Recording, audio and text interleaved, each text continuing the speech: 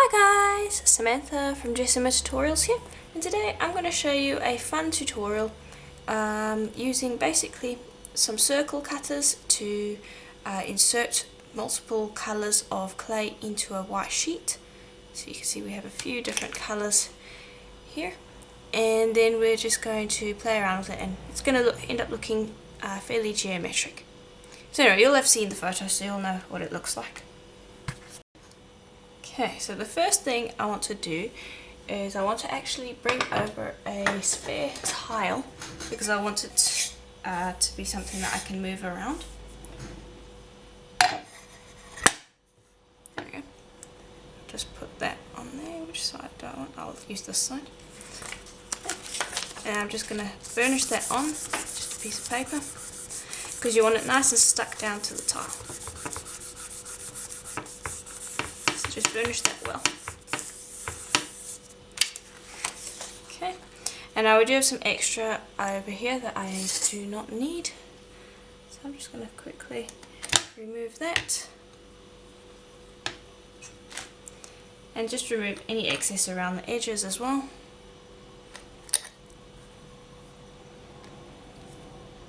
There we go. Okay, and then I'm going to bring over some isopropyl alcohol and a wet wipe, because what I want to do is I just want to make sure that this is like properly white. So just spray a bit of the isopropyl alcohol and just take your rag and just quickly brush over the surface just to clean off any smudges that we may have. Okay, and that will have gotten it as clean as we can. Okay, so I'm going to put that to the side for the moment. And I've got some micro circles over here, or Kemper cutter circle cutters, and then I have one micro circle cutter that is a little smaller than this one, and these are the sizes of the cutters that I am going to be working with. And then these are the colours that I am going to be working with as well. So you'll see in the supplies the names of those colours. So I'm just going to put them down, and then I want you to burnish them to your tile, like so, so they're stuck down, because we're going to be cutting out circles from them. Okay, and so I'm going to go with my largest cutter, and I'm going to cut out a large circle from each. Then I'll do the same with the next one, and I'll just repeat that with all of them to start with. Okay, there we go. And then with the two smallest ones, generally I will cut out an extra one in comparison to the large ones. And now we can always come back and cut out more if we want, so do not stress about cutting out all you need right now, because you can always come back and do that. I'm just going to pop these to the side because we're not going to use them for the moment. I'm just going to lift these up.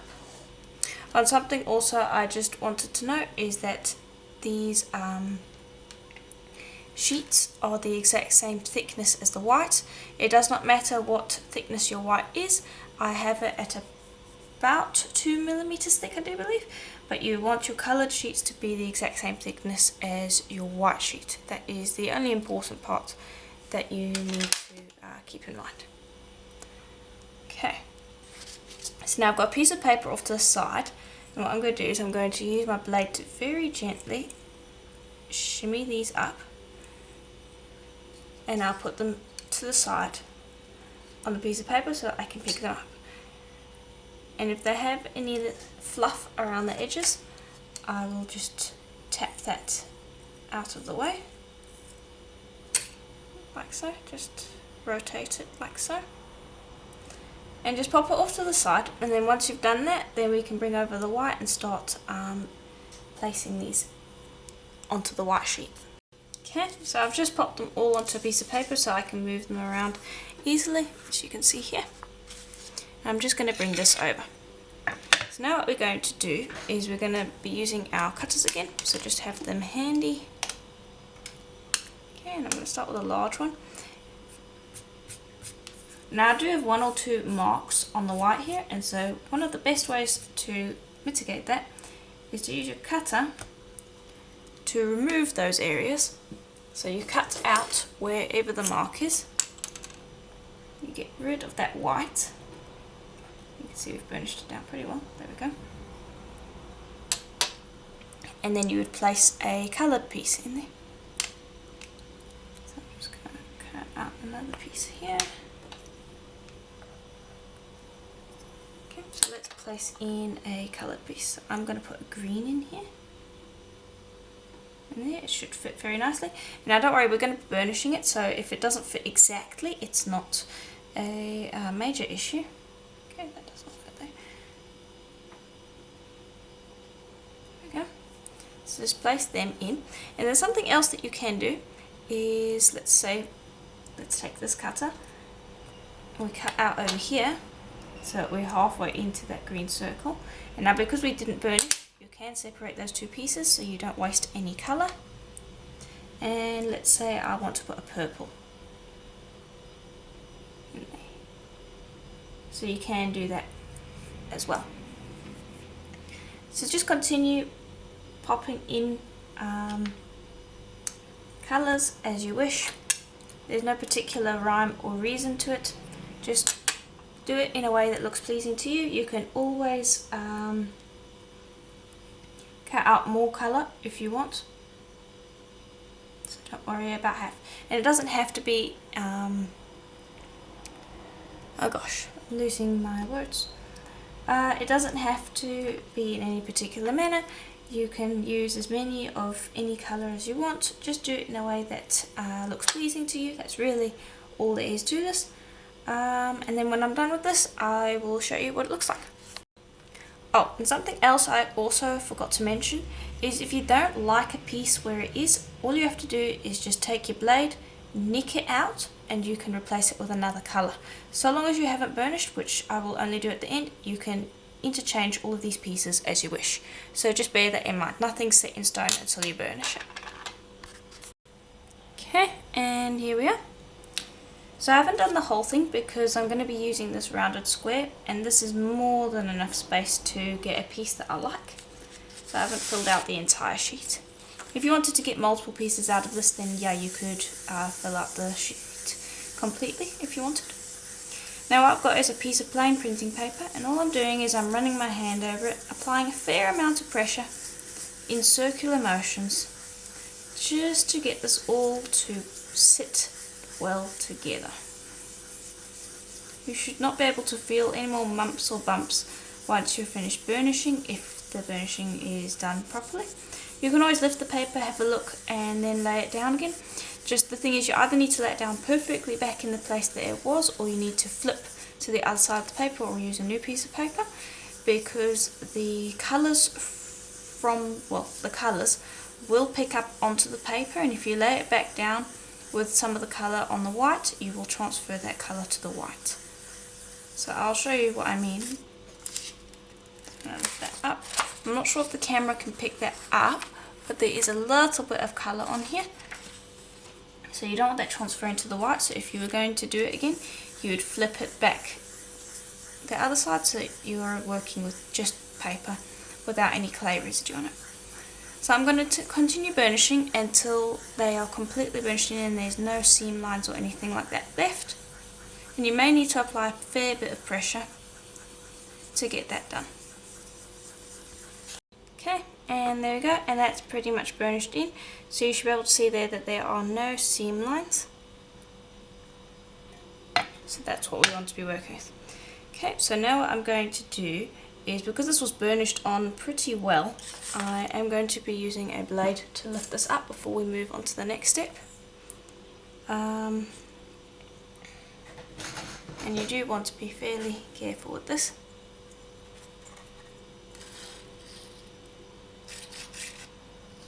Because I don't really want to distort this. So I'm just shimmying my blade underneath it, like so.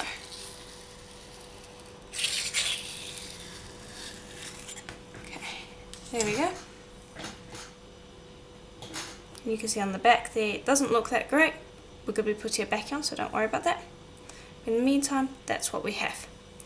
So I'm just going to move that out the way, and I'm going to place this down on a piece of paper off to the side, and I'm actually going to bring this back over again because we will use it. And then we're going to grab some black acrylic paint, just giving it a good shake.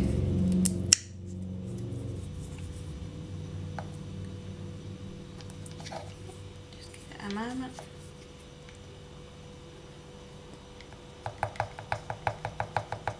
And I'm just drawing it out in a long line, and you'll see why in just a moment. There we go. Then I'm going to just spread that out thinly, and this is very watery paint, so it won't dry too quickly. That is quite important. You don't want it to be extremely thick so that it dries quickly.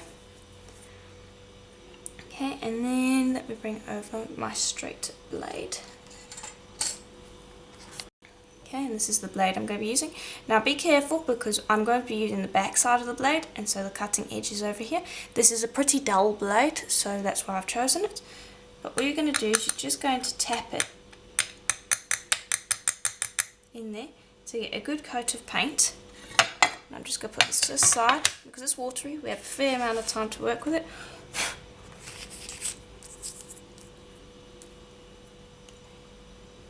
And then I am going to place that down like so. Okay, we're just going to repeat.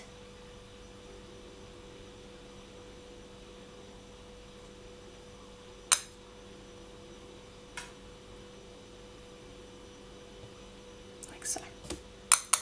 And just do that as many times as you want.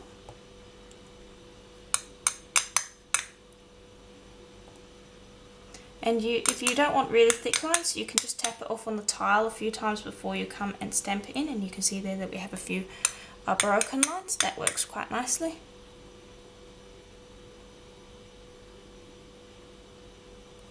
There we go.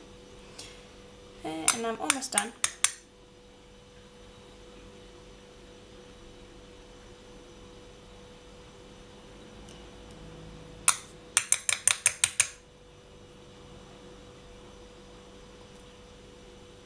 Okay, and I think I'm pretty happy with it. I don't want to do too much. It's very easy to go overboard because it's quite fun.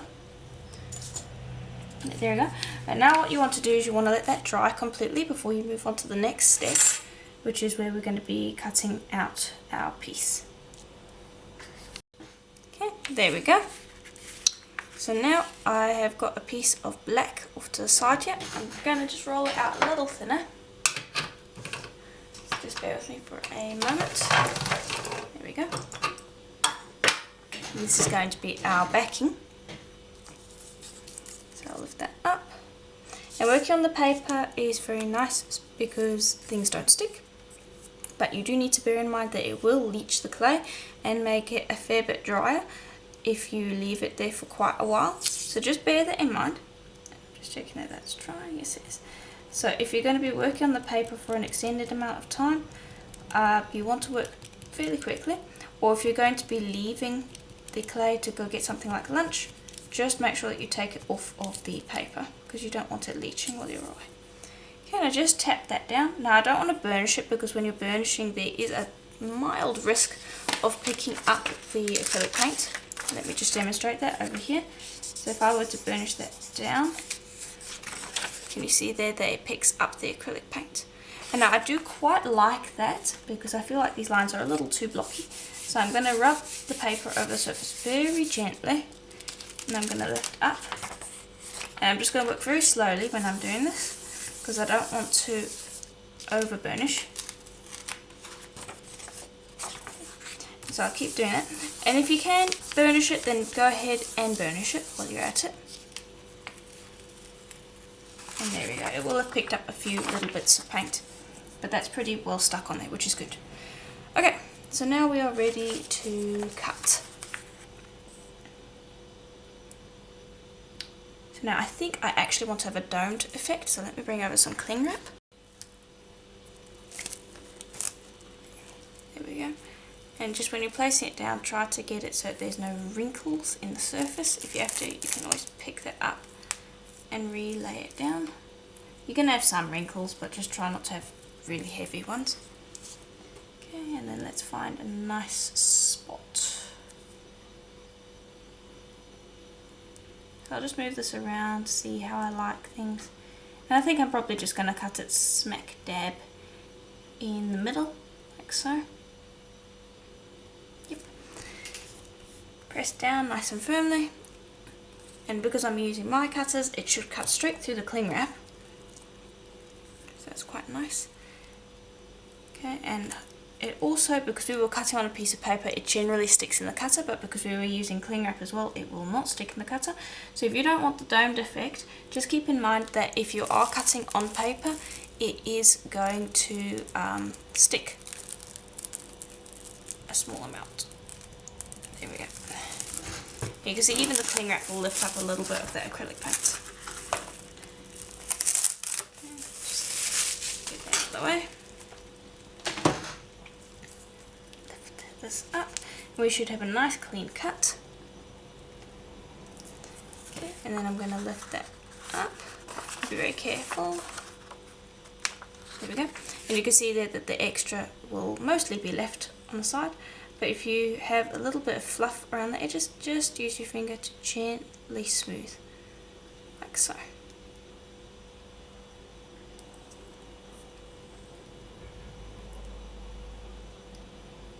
Okay, I'm just going to flip this.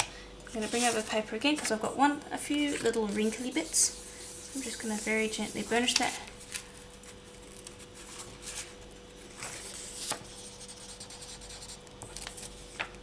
So that we can get rid of those areas.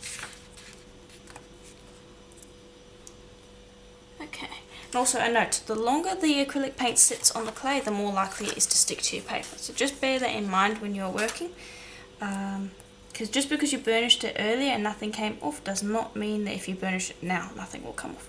So just keep that in mind. And I've got a little blemish here that I want to try to pick off. There we go. Alright.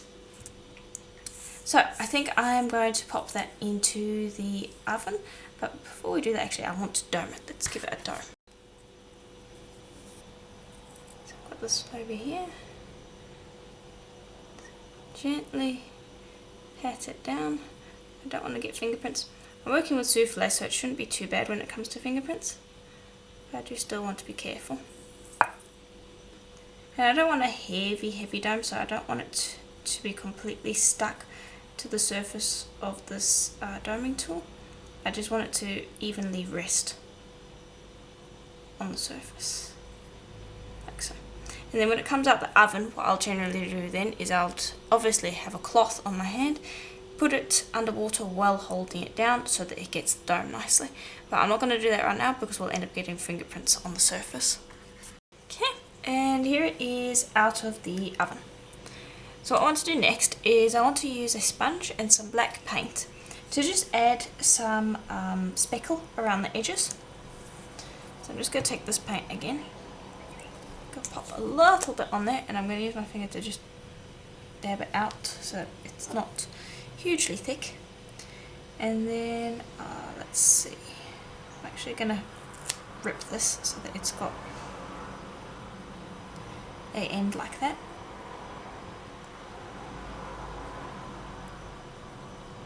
And I'm just going to dab it around the outside. Now because we've baked it, if you don't like it, you can rub it away. It's not stuck there, it's not sealed in stone. You can always remove it if you don't like it. Generally I'd advise going the whole way around before you decide though, because it's very hard to tell when only one part has been covered.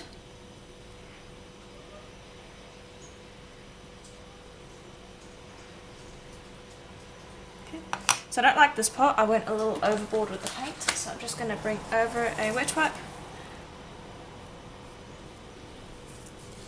I'll just work quickly to move that out of the way.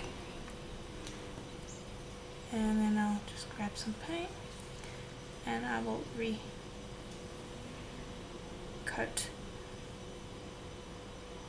that area. And I'll just go around and touch up on the other areas. I want the edge to mainly be darker, so I'm probably just going to go around the edge now and just do more paint than I would have on the other edges. Like so. Now we are still going to do a smear around the edge, so you don't have to worry about getting it completely dark, because we are going to be adding black clay around the edge. Okay, and now you might not like that. If you don't, you can always just wipe it away. However, I quite like it. I think it looks interesting. Okay, now we're going to leave that to dry, and then we're going to add the smear along the sides. Okay, there we go. Now I'm going to bring over some souffle clay. We're just going to squish that, make it nice and soft. Softer it is, the easier this is. So just warm it up in your hand, like so. Take that, and you're going to smear it along the edge, like so. Now the softer and warmer the clay is, the easier it is. And you're applying a lot of pressure when you apply it to the edge, like really a lot of pressure. So you press it down, and I hold this in so that I can push off with this, and I press down on it, and I'll smear it across the surface, like so. And just repeat for all the other sides. Okay, and there we go. Now I want you to go around those edges and just gently smooth with your finger on both the bottom and the top part, so that you remove any crummies. Like so. Same on the top. Just smooth it over. The nice thing is it's going to blend very nicely in with that black paint.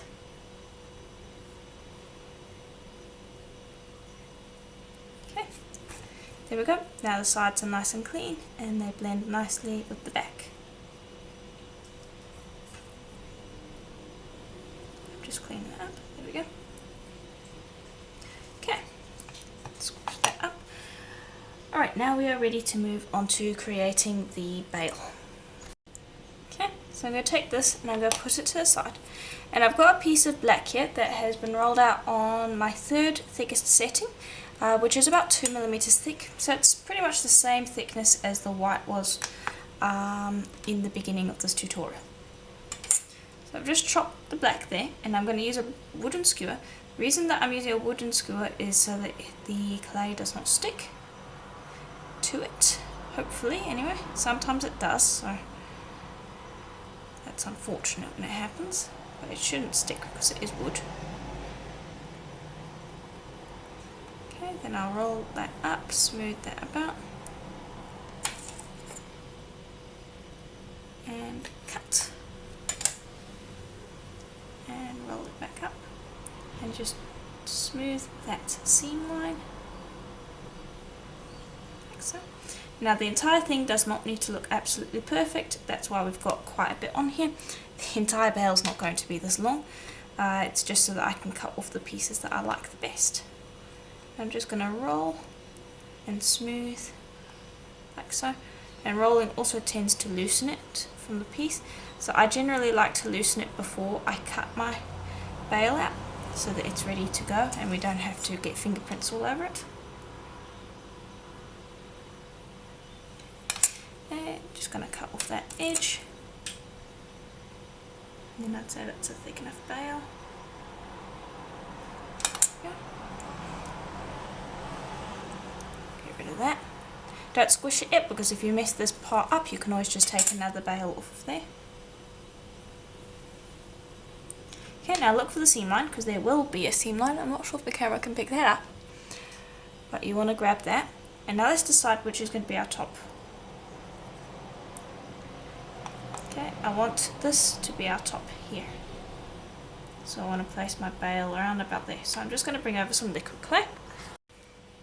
Okay, and I'm just using some translucent Sculpey liquid clay.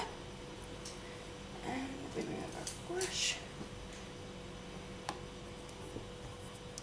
And just go find that seam. There we go. I'm going to dab a little bit of liquid clay on. You do not want a lot, otherwise it's going to slip and slide all over the place. And that is something you do not want. So just brush a thin layer. And this is translucent liquid clay. You could also use black if you're using black clay. Generally I use translucent. Okay, I'm just going to lift that out very carefully. We're working with souffle, so it doesn't pick up fingerprints very easily.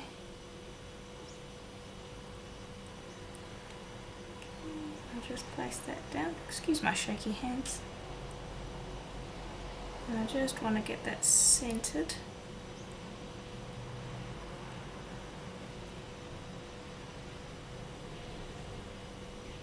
I'm just going to fuss with it for a little while.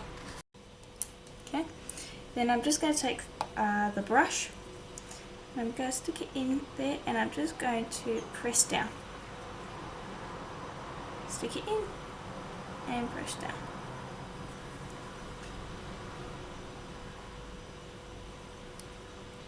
And I'll just keep doing that for the length of the bail.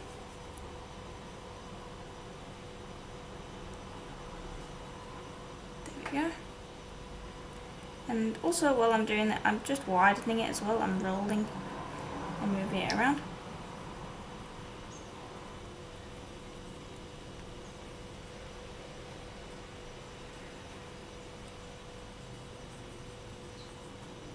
Okay, there we go.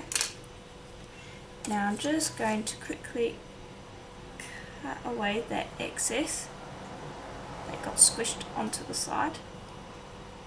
And you should be able to lift that up without too much trouble. There we go. Do that for the other side, just lift that up. Okay, then I'm just going to paint a little bit of liquid clay around the edge here just to get a final stick.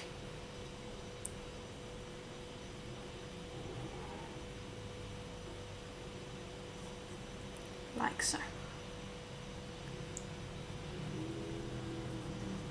Okay, and then so that it blends in, I'll just swipe a little bit of liquid clay over the back, and this is just mainly so that the liquid clay marks blend in.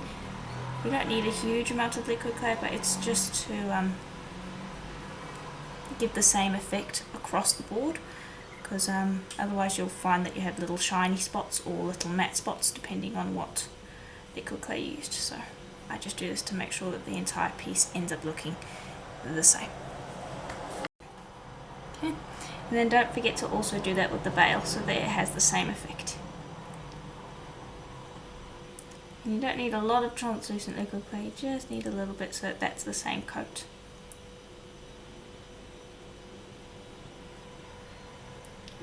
And that will just create a more even look so that it doesn't look like it was fixed on with liquid clay, it just looks like that's the entire texture you wanted in the first place.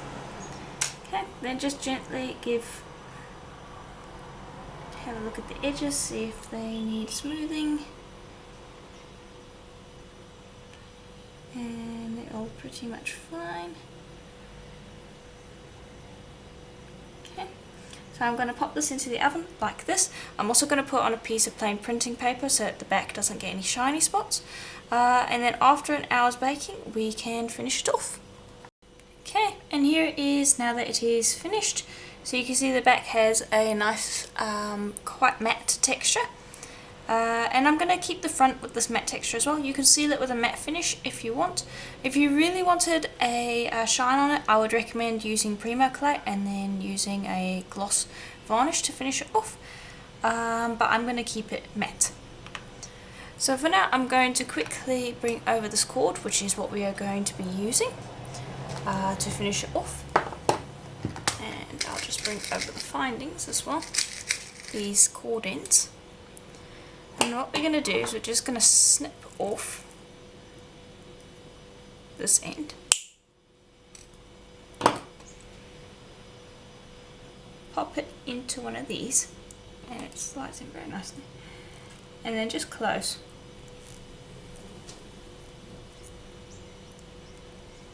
Okay, and squish quite nicely because it should not slide out, so you want to give it a good pull. If it doesn't slide out, that's good.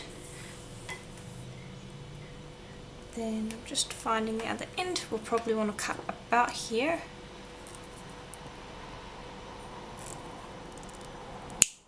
There we go. Put that to the side. Okay, and now before we put the next cord on, we want to slide this through. Now This might give a little bit of trouble, so just bear with it.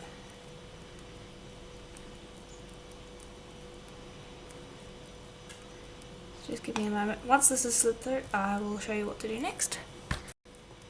Here we go. That was a little bit tricky, but mostly because this likes to uncord or unknot itself.